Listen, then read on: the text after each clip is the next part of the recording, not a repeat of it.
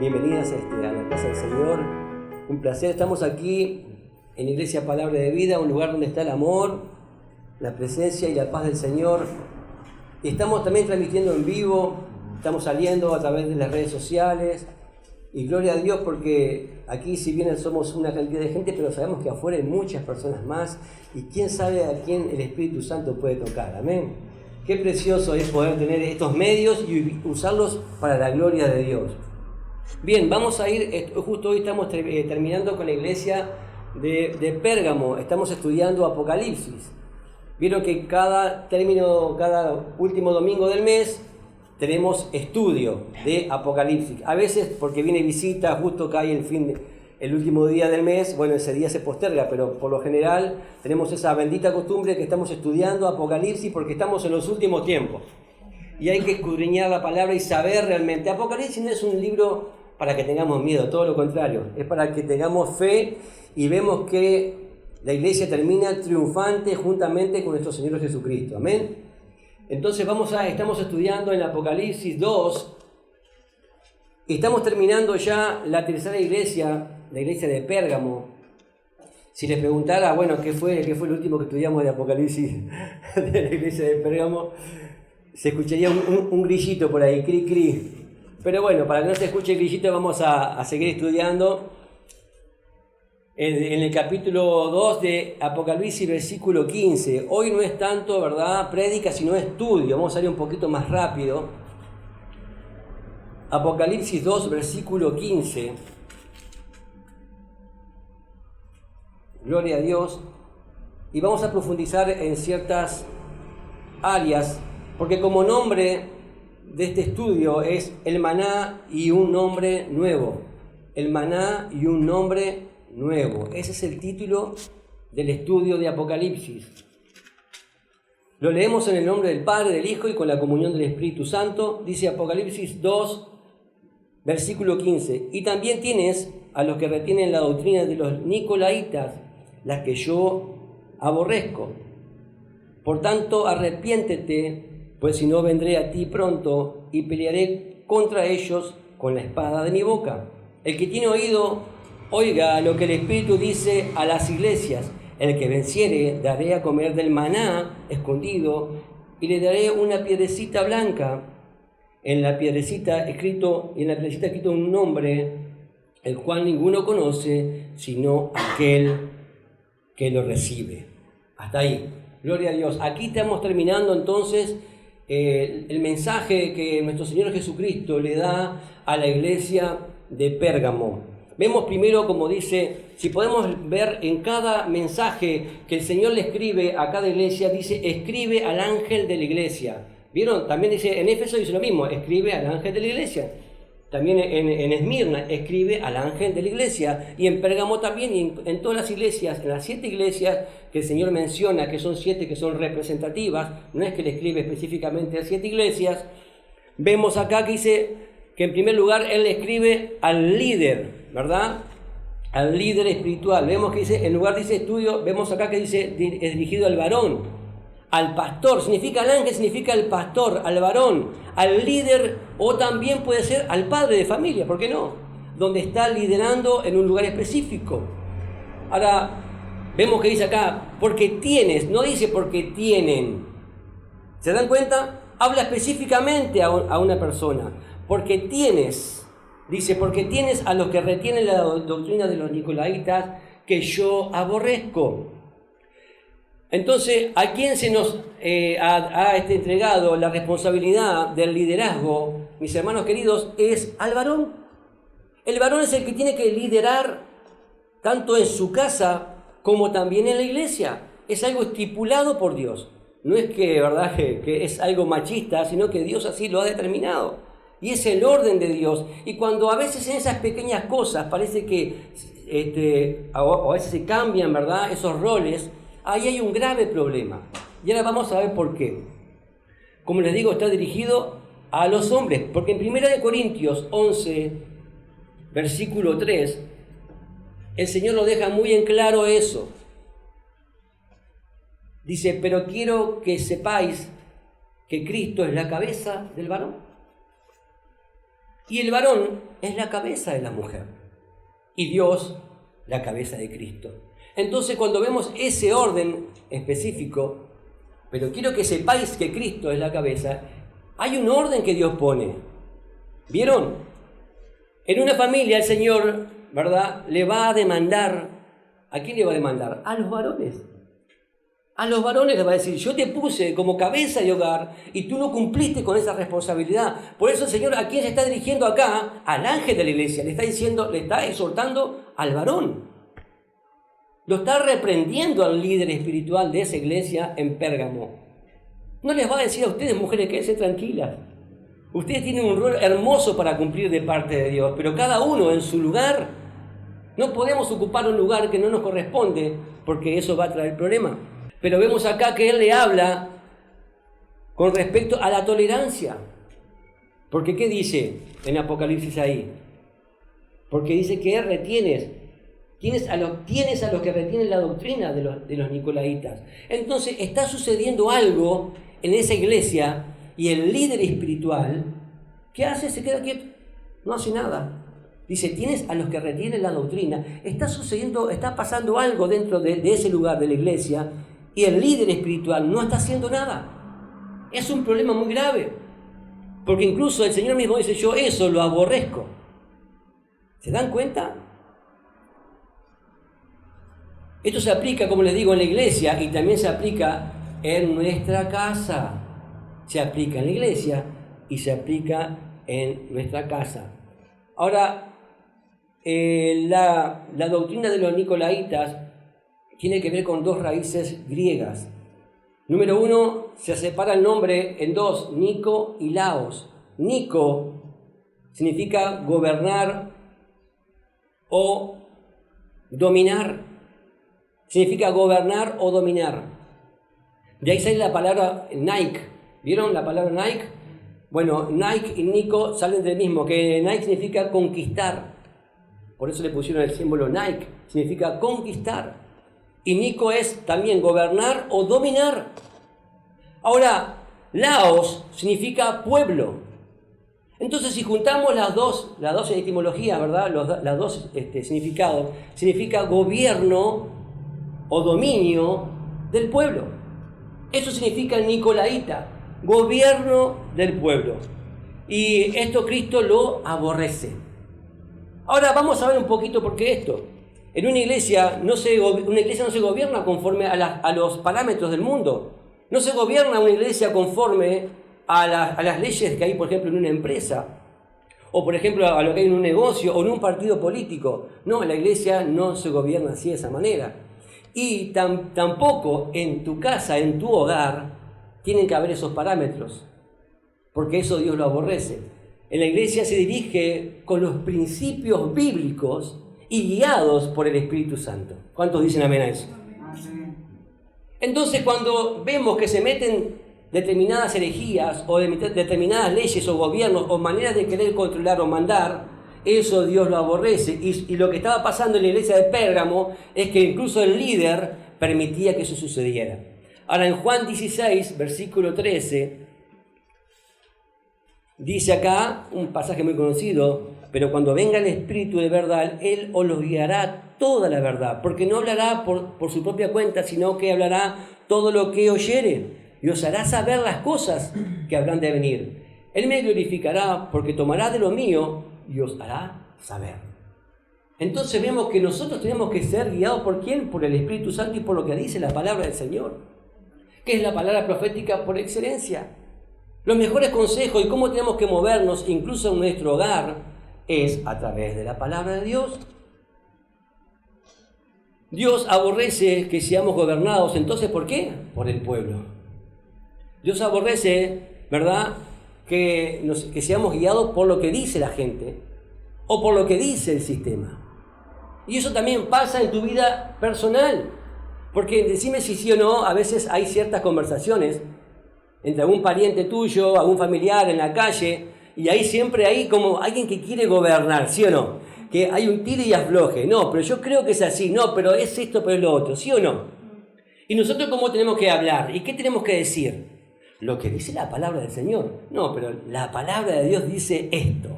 Y ahí, borrón y cuenta nueva.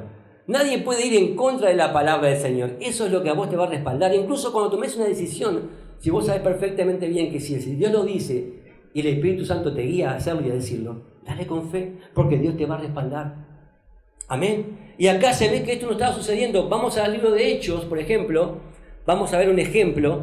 Hechos 13, versículo 1. Hermanos, el sistema nos quiere llevar a hacer y decir cualquier cosa.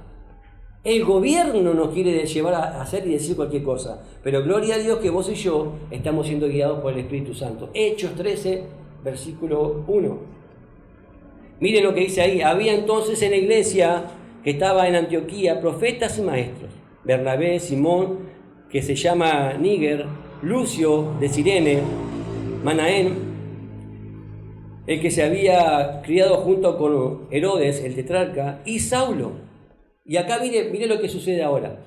Ministrando estos al Señor y ayunando, dijo el Espíritu Santo: apartadme a Bernabé y a Saulo para la obra a que los he llamado. Entonces, habiendo ayunado y orado, les impusieron las manos y los despidieron. Ellos entonces, enviados ¿por quién? Por el Espíritu Santo, descendieron a Seleucia y de allí navegaron a Chipre. Bien, vemos entonces en el versículo 2, ministrando estos al Señor, vemos que habían maestros, habían profetas, ¿no? En el Antiguo Testamento se guiaban mucho por los profetas y por el mensaje, porque todavía no estaba escrita toda la palabra de Dios. Pero hoy vos y yo tenemos toda la palabra en nuestras manos. Y no necesitamos de que venga un profeta a decirnos, esto dice el Señor, mañana te vas a comprar un auto 0 kilómetros. Eso es una mentira. Porque te tiene que hablar con respecto a la palabra de Dios. Cuidado, porque van a venir muchos en el nombre de Jesús y dice que son engañadores. Y justamente esa es la manera de lo que se va a mover en estos últimos tiempos. Muchos falsos maestros, muchos falsos profetas. A mí háblame con la palabra de Dios. Háblame con la palabra de Dios y profetizame con la palabra de Dios, que es la palabra profética por excelencia. Entonces, vemos acá que en aquel entonces sí había profetas y maestros, ¿no? Todavía maestros hay. Pero vemos acá que, ¿qué pasa? ¿Qué sucede cuando empezamos con el Nuevo Testamento, ¿verdad? Con el Nuevo Pacto. Dice que ellos ministrando al Señor en el versículo 2 y ayunando, dijo el Espíritu Santo. Ahí vemos que la intervención divina, cuando somos guiados por el Espíritu Santo, dice que Él le dice, apartadme a Bernabé y a Saulo para la obra que los he llamado. ¿Quién es el que te llama? El Espíritu Santo. ¿Quién es el que te llama? Dios mismo es el que te llama. Dios mismo, incluso dice también en el versículo 4. Entonces, estos enviados por el Espíritu Santo. ¿Quién es el que te envía? El Espíritu Santo. Nadie se puede autonombrar pastor. Nadie se puede autonombrar profeta, apóstol o lo que sea, sino que es el Señor mismo que te llama. Es el Señor mismo que te levanta y que te envía a hacer su obra para la cual Él te llamó. Gloria a Dios por eso, hermanos queridos. Por eso si tendremos que estar, ¿verdad? Tenemos que haber orado, ayunado, buscar del Señor. El Señor es el quien llama para la obra y los envía. Entonces el diseño de Dios es que la iglesia y tu casa sea guiada por un hombre guiado por Dios. Qué bueno es cuando en la casa hay un varón, hay un hombre, hay un siervo de Dios que dice, no, si Dios dice esto, yo voy a hacer esto. Dígame si las cosas en la casa no empiezan a cambiar y las prioridades y el orden y empieza a suceder, incluso empiezan a suceder milagros en tu casa, porque aquello que estaba desordenado se empieza a ordenar y Dios empieza a bendecir y empieza a prosperar y empieza a abrir las ventanas de los cielos porque hubo uno que se conectó con el Espíritu Santo y fue guiado por lo que dice la palabra de Dios y ahí empieza a suceder cosas maravillosas y eso es lo que Dios quiere que suceda en tu casa, quiere que suceda también en la iglesia. ¿Cuántos dicen amén eso? Cuando en la casa gobierna la mujer, hay un problema. No me mire con esa cara. Pero hay un problema. Como muchos dicen, en mi casa la última palabra la tengo yo. Sí, querida. Ahí hay un problema. Lógico que cuando la mujer está sola, por supuesto que tiene que gobernar. O cuando el hombre anda, ¿verdad?, en desorden, por supuesto que la mujer se tiene que poner las pilas, como pasa incluso en muchas iglesias, que hay mujeres pastoreando. ¿Por qué? Porque no hay hombres ocupando el lugar que tienen que ocupar. Y por supuesto Dios levanta mujeres. ¿Cómo no va a levantar mujeres? Para deshonra de los hombres, que no se pusieron los pantalones, que no fueron capaces de escuchar la voz de Dios. Están muy ocupados en su machismo, en sus cosas. Y se han olvidado de que tienen que buscar de Dios, tomarse de Dios. Eso es lo primero. A veces las mujeres buscan más del Señor. Son más espirituales que los hombres. Tristemente lo digo, cuando tendría que ser al revés. ¿A quién llamó Jesucristo? ¿A 12 mujeres? No, llamó a 12 hombres. Por supuesto que le seguían mujeres, una cantidad, gloria a Dios por ellas. Pero ocupaban su lugar correctamente. Hoy por hoy es un problema. Ni que hablar si en tu casa gobierna tu cuñada o gobierna un familiar. Ni que hablar si gobierna la suegra. Ahí ya hay un problema peor. Pero tiene que haber un orden. Lo mismo sucede también en la iglesia. Tiene que haber un orden, ¿verdad? Dios nos manda al hombre y le va a demandar al hombre. Por eso tenemos que ser guiados por la palabra, lo repito, y por el Espíritu Santo. En Efesios 4, versículo 11, y él mismo constituyó, dice, a algunos apóstoles, a otros profetas, a otros evangelistas, a otros pastores y maestros, a fin de perfeccionar a los santos para la obra del ministerio, para la edificación del cuerpo de Cristo. Entonces, ¿quién es el que constituye? Dios mismo. No es que me voy de la iglesia enojado con cierta persona y me autolevanto yo mismo y levanto una obra porque tengo un corazón tan bueno, soy tan dadivoso. No es así la cosa, hermanos queridos. Tiene que ser guiado por el Espíritu Santo y tiene que haber testigos, ¿verdad? Ser de buen testimonio delante de las personas. Ahora, Él mismo es el que constituye. La pregunta es, ahora para cada uno en lo personal, ¿para qué Dios te constituyó a ti? ¿Para qué Dios te levantó? ¿Para qué Dios te ordenó? ¿Para qué Dios te llamó? Tenemos que, ¿verdad?, autoanalizar esa pregunta. Dice que Dios levantó a unos, ¿verdad?, para esto, para la otra, para la edificación de la iglesia. ¿Para qué Dios te constituyó? ¿Para qué Dios te levantó? ¿Cuál es entonces la doctrina de los nicolaitas? ¿Verdad? Los laicos gobernando a la iglesia.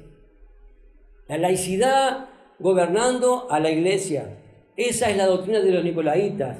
La iglesia siendo gobernada ¿por quién? Por familias y por sentimientos y por emociones.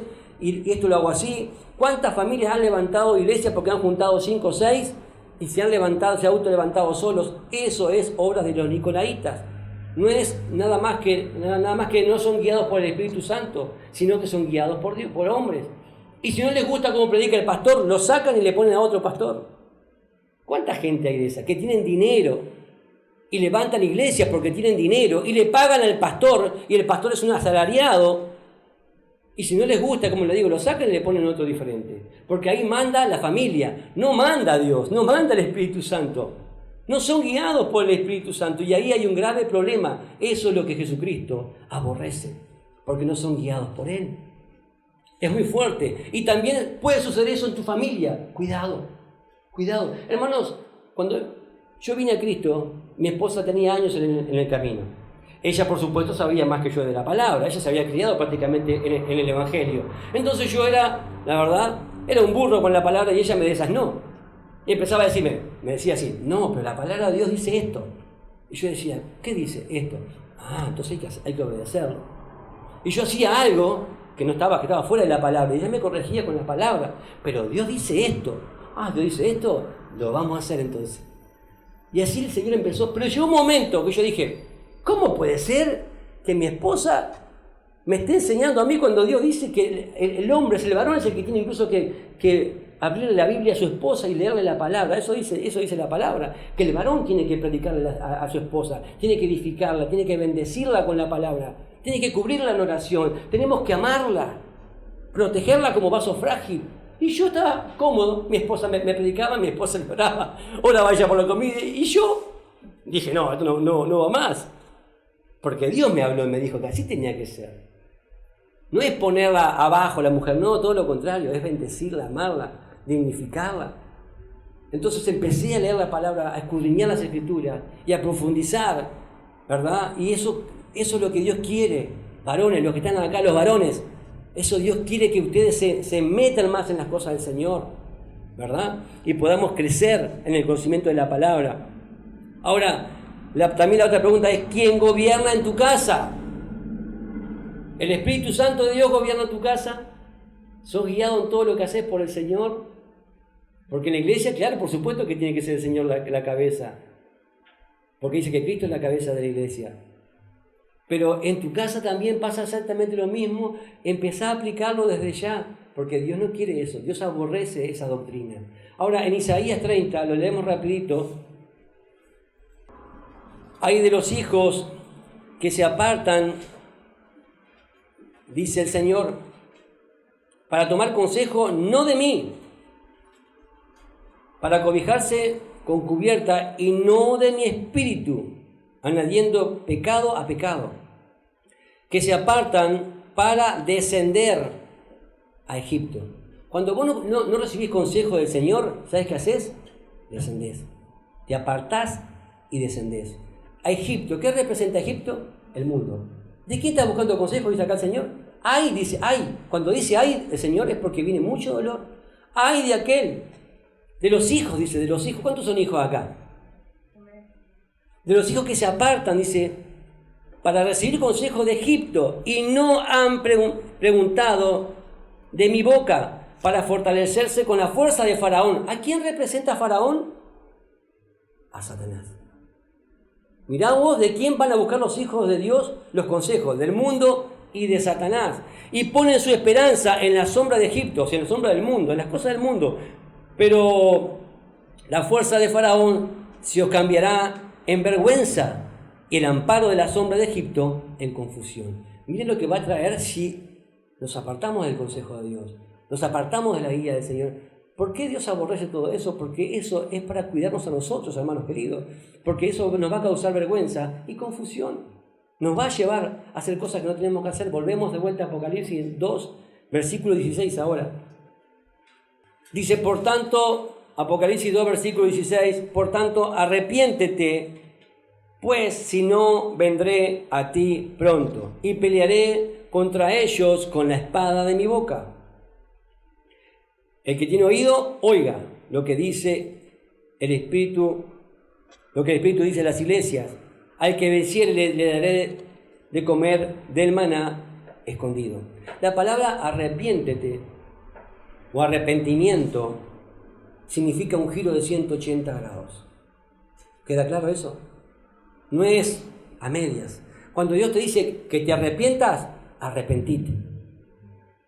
Si estás mirando para allá, o sea, mirando a que era al mundo y a Satanás, siguiendo sus cosas, siguiendo sus doctrinas y sus mandamientos, tenés que darte vuelta, darle la espalda a todo eso y poner los ojos en Jesucristo, el autor y consumador de la fe. Aquel que te va a llevar por sendas de justicia y por sendas de verdad. Aquel que está esperando con los brazos abiertos para bendecir tu vida y transformar tu vida. ¿Cuántos dicen amén? Ahora, oír en el hebreo significa obedecer. Oír, el que tiene oídos, oiga, significa obedecer. No es que escucho como estamos hoy acá escuchando o lo que están escuchando a través de las redes sociales y simplemente que te entre por un oído y que te salga por el otro, sino poner por obra la palabra. Dios dice, no sean solamente oidores, sino que hacedores de la palabra de Dios. Cuando vos empezás a hacer lo que Dios te está diciendo en obediencia, vas a ver cómo Dios empieza a transformar tu vida, vas a ver cómo empezás a crecer en las cosas del Señor, vas a ver cómo Dios dice, bueno, ahora sí puedo confiar contigo y te voy a bendecir.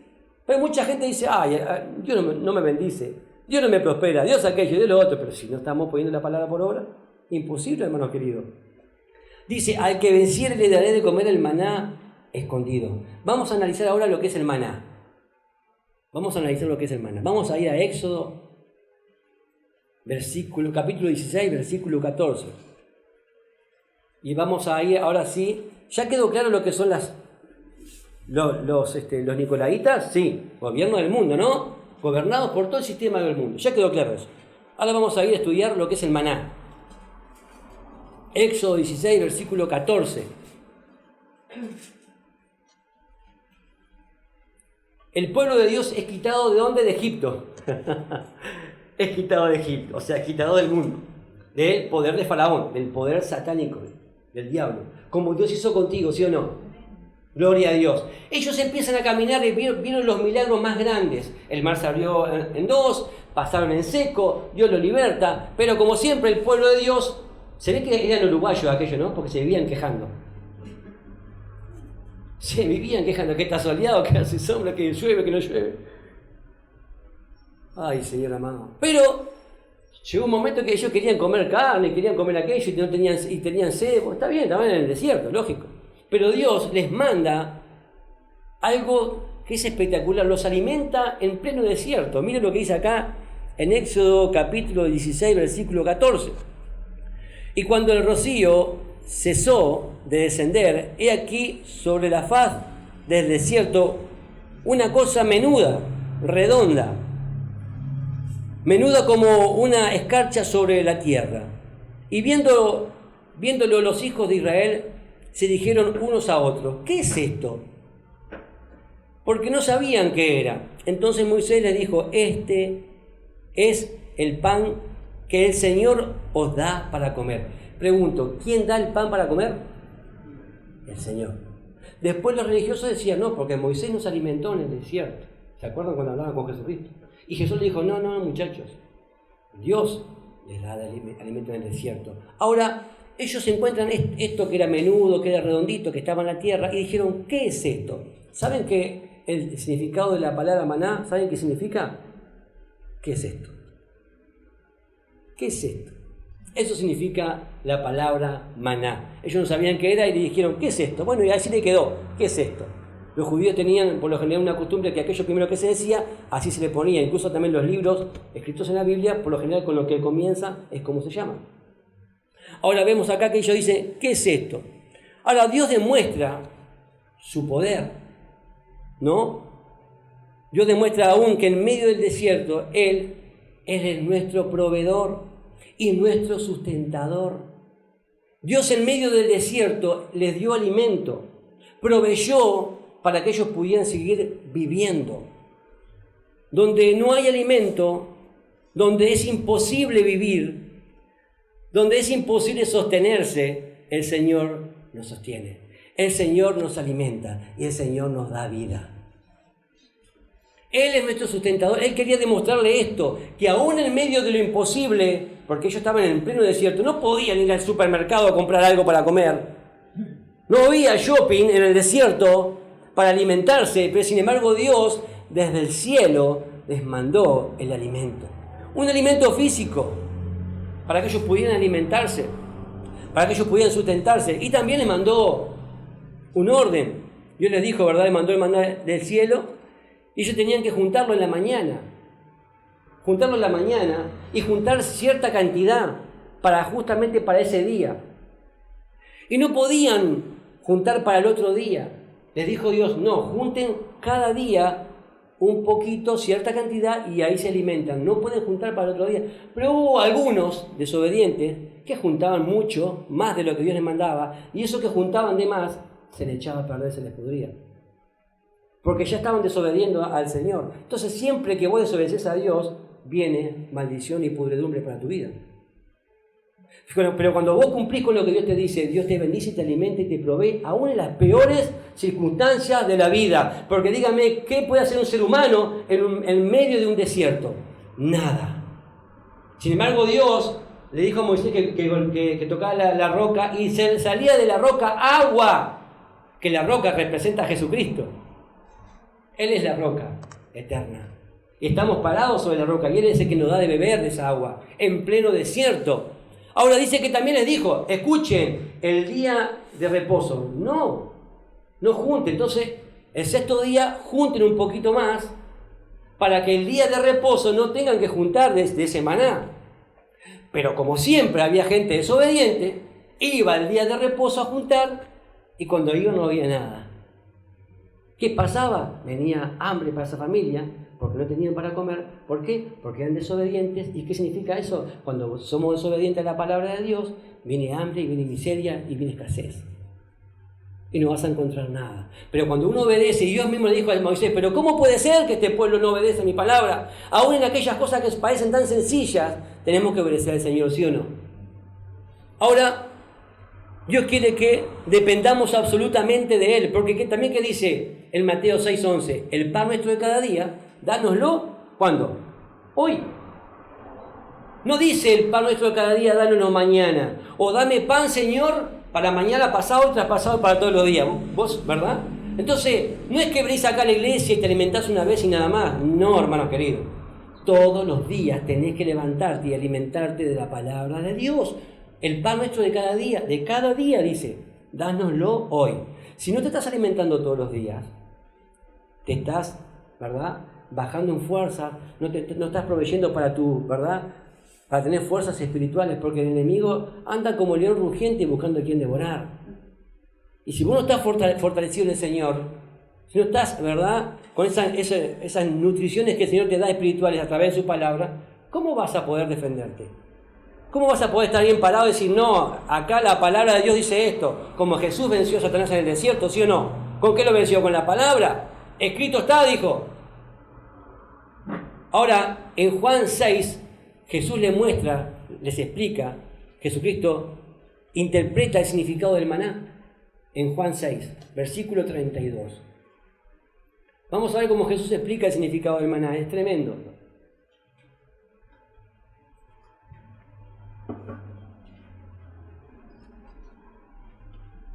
Y acá es cuando yo les digo eso que Jesús hablaba con los religiosos. Jesús les dijo, de cierto os digo, no os dio Moisés el pan del cielo, mas mi Padre os da el verdadero pan del cielo. Porque el pan de Dios es aquel que descendió del cielo y da vida al mundo. Le dijeron, Señor, danos siempre este pan. Y miren acá lo que dice Jesús en el versículo 35. Jesús les dijo, yo soy el pan de vida. Y el que a mí viene nunca tendrá hambre. Y el que en mí cree no tendrá sed jamás. ¿Qué está diciendo Jesús ahí? Jesús quiere que diariamente te alimentes de Él. Él es el pan de vida. Cuando vos te alimentás de Él, recibís esa vida espiritual, recibís esa llenura que necesitas. Mi pregunta es, diariamente, ¿de qué te estás alimentando? ¿Qué es lo que con qué te estás nutriendo diariamente? ¿Qué es lo que te hace levantar cada día? No me digas que es un refuerzo de fiambre, una taza de café. No, hermano querido, tenés que primero que nada alimentarte de la palabra del Señor. Y eso va a ser. Yo te pregunto, ¿vos no comés todos los días físicamente? Si no comieras todos los días físicamente, ¿qué sería de vos? Ahora, si no comemos todos los días diariamente de Jesucristo, ¿qué es de nosotros? Eso es lo que Jesús está diciendo. Yo soy el verdadero pan. Yo soy el verdadero alimento que descendió del cielo. Él vino desde la eternidad. Él vino desde el cielo. Y toda la palabra, lo que tenés en la Biblia, es el pan de vida. Nos alimentamos de Él. Dice, Él es el verbo encarnado. Él se hizo carne. Toda la palabra es Jesucristo. Y cada día nos alimentamos de Él y nos nutrimos y estamos fortalecidos gracias a que cada día nos alimentamos de Él. Ahora, en Apocalipsis, volviendo ahora a lo último, para terminar, qué importante es estar alimentado del Señor. ¿Estás aprendiendo un poco de lo que es el maná? Lo que es el alimento espiritual. En Apocalipsis 2, versículo 17, terminando, dice, el que tiene oído, oiga lo que el Espíritu dice a las iglesias, al que venciere, le daré de comer el maná escondido y le daré una piedrecita blanca. En la piedrecita escrito un nombre nuevo, el cual ninguno conoce sino aquel que lo recibe. Ahora, veamos la piedrecita blanca. Primero que nada vemos que es una piedrecita y vemos que la piedrecita no es de otro color, sino que es blanca. Es blanca la piedrecita. ¿Y qué representa? En aquella época, cuando la época de los romanos, a algunos se le daba, cuando iban a entrar al Coliseo o a los circos romanos, se le daba una piedrecita blanca como para poder entrar gratuitamente a ese lugar. Eran personas, ¿verdad?, de privilegio. Ahora miren también con respecto al blanco. Vamos primero que nada a ver el tema del blanco. En Apocalipsis 7, versículo 9, el blanco es muy importante para el Señor, o sea, tiene un simbolismo muy importante. Apocalipsis 7, 9. Después de esto miré y aquí una gran multitud, la cual nadie podía contar, de todas las naciones y tribus y pueblos y lenguas que estaban delante del trono en la presencia del Cordero, vestidos de ropas blancas. Apocalipsis 19, versículo 8. Y a ella se le ha concebido que se vista de lino fino, limpio y resplandeciente. Porque el lino fino es las acciones justas de los santos. El lino sabemos bien que es blanco, fino. Es tan blanco que es resplandeciente. Apocalipsis, ahí miren lo que dice 19, 14, un poquito más abajo. Y los ejércitos celestiales vestidos de lino fino, blanco y limpio. Ya estamos viendo el significado, ¿no?, de lo que es blanco. Que seguían en caballos blancos. Apocalipsis 20, versículo 11. El Señor mismo está sentado en un trono de color blanco. Y vi un gran trono blanco y el que estaba sentado en él. Acá vemos a Juan, ve al Señor mismo sentado en un lugar, en un trono blanco. ¿Qué significa entonces lo blanco? Limpio, significa pureza, significa justicia, significa santidad, pureza y significa lo celestial. Eso significa lo blanco. Entonces, esta piedra blanca, como les digo, se deriva de cómo los habitantes de Roma en aquella época podían entrar gratuitamente a los espectáculos. Representa un boleto, esa piedra. Representa un boleto o una entrada gratuita y libre. ¿A qué? A lo justo, a lo santo, a lo puro y a lo celestial. ¿Cuánto dicen gloria a Dios? Simplemente una piedrecita blanca, todo lo que significa. Ahora, el hombre nuevo,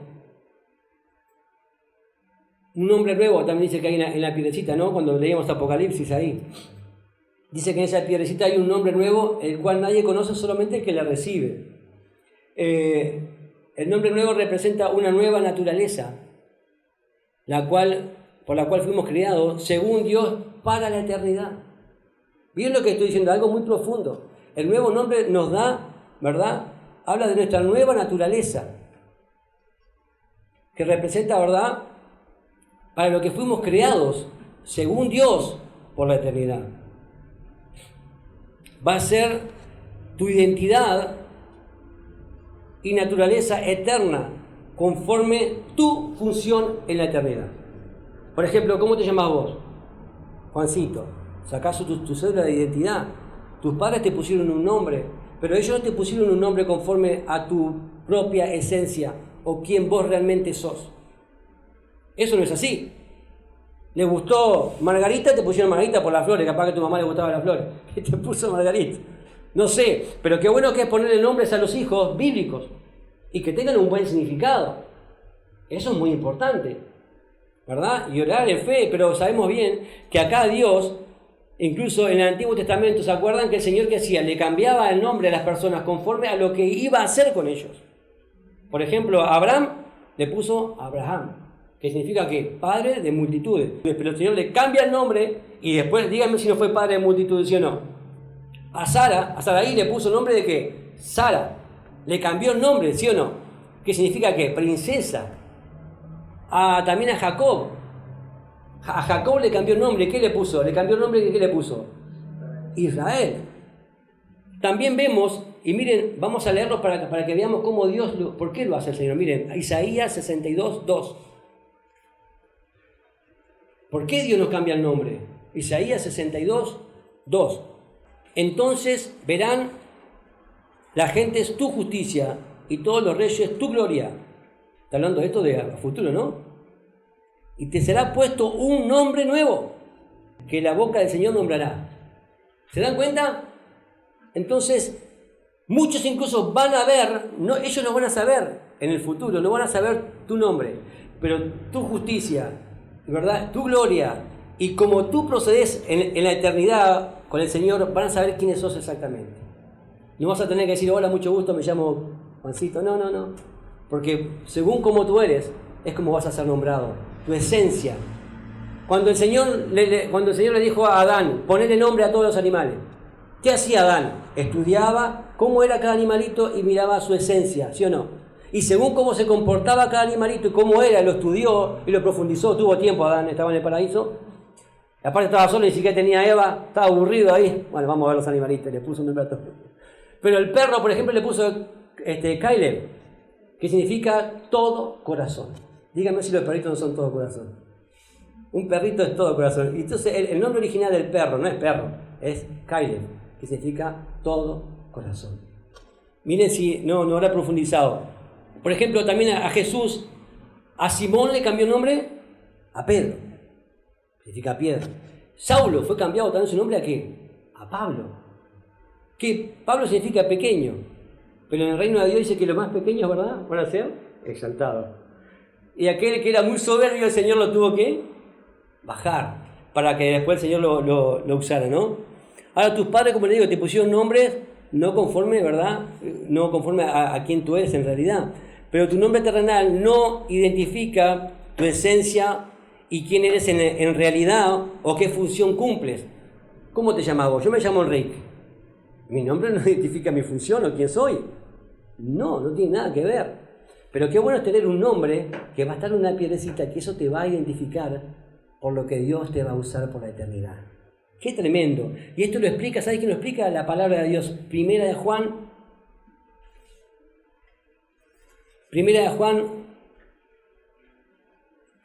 3 dice: mirad cuál amor nos ha dado el Padre para que seamos llamados hijos de Dios.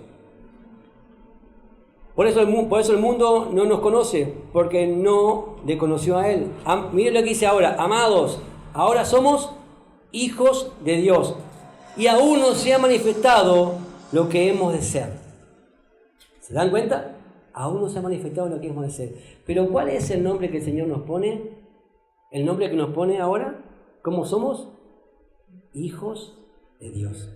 Tu nombre ahora, terrenalmente hablando, tu nombre ahora es hijo de Dios. Mi pregunta, ¿te estás comportando como un hijo de Dios? ¿Pueden decir cuando te ven por afuera, en tu casa, en tu familia, donde sea, este es un hijo de Dios? Por tu manera, por tu esencia, por tu manera de comportarte. ¿Realmente estamos reflejando que somos el nombre que Dios nos puso ahora, hijos de Dios en la tierra? Después todavía no se ha manifestado lo que hemos de ser, como dice. Porque eso va a venir en la piedrecita y realmente por la eternidad se va a manifestar lo que hemos de ser en Cristo Jesús. Pero hoy somos hijos de Dios. Entonces, tu función ahora en la tierra es como hijo de Dios. Amén. Ese es el nombre que tenemos ahora. Ahora, las recompensas, los privilegios, los lugares de autoridad donde estaremos, las asignaturas, está relacionado con lo que hemos de, ¿verdad?, cómo nosotros nos comportamos aquí en esta vida. Según lo que vos estás haciendo ahora en esta vida, como hijo de Dios, con ese nombre que tenés, es lo que vas a hacer después por la eternidad con el Señor. Así que el consejo que te doy, hermano querido, no dejes de hacer el bien, porque a su tiempo vamos a cegar. El Señor dice: al que venciere, no dice al que venciere, le daré. Hay muchas recompensas que el Señor nos va a dar en aquel día cuando estemos delante de su presencia. Como el Señor lo nombra en todas las iglesias de Apocalipsis. Al que venciere le daré esto, al que venciere le daré lo otro, ¿sí o no? Pero dice también la palabra del Señor que no nos cansemos, puede hacer el bien, porque a su tiempo, si no desmayamos, dice que vamos a cegar, a recoger todas las cosas que el Señor tiene para nosotros. Y el Señor dice que somos más que vencedores por medio de aquel que nos amó. Amén. Por eso Jesús dice: si vos estás conmigo, vas a vencer. Y te vas a sentar conmigo en el trono. Qué lindo, ¿no? Eso es otra de las cosas que vamos a recibir con el Señor. Y vamos a tener un nombre nuevo. Y eso es lo que vas a hacer por la eternidad. ¿Cuántos secretos el Señor hoy nos enseñó que está en su palabra? ¿Cuántos dicen gloria a Dios? Hoy fue un poco medio rápido, medio extenso, porque fue estudio, no fue una prédica. Pero creo que Dios nos ha hablado. Creo que Dios nos ha enseñado. Nos ha corrido el velo. Se han caído escamas a veces quizás en nuestros ojos para poder ver lo que antes no veíamos, que no es una simple piedrecita, no es un simple nombre, pero hoy tenemos un nombre como hijos de Dios. En Juan 1:12 dice, más a todos los que creen en Él, a los que le recibieron, ¿verdad? Le dio la potestad de ser hechos hijos de Dios. No somos cualquier cosa, somos hijos de Dios. ¿Cuánto dicen gloria a Dios por eso? Y vamos a orar, los invito a ponerse de pie y a darle gloria a Dios por este mensaje que el Señor hoy nos habla.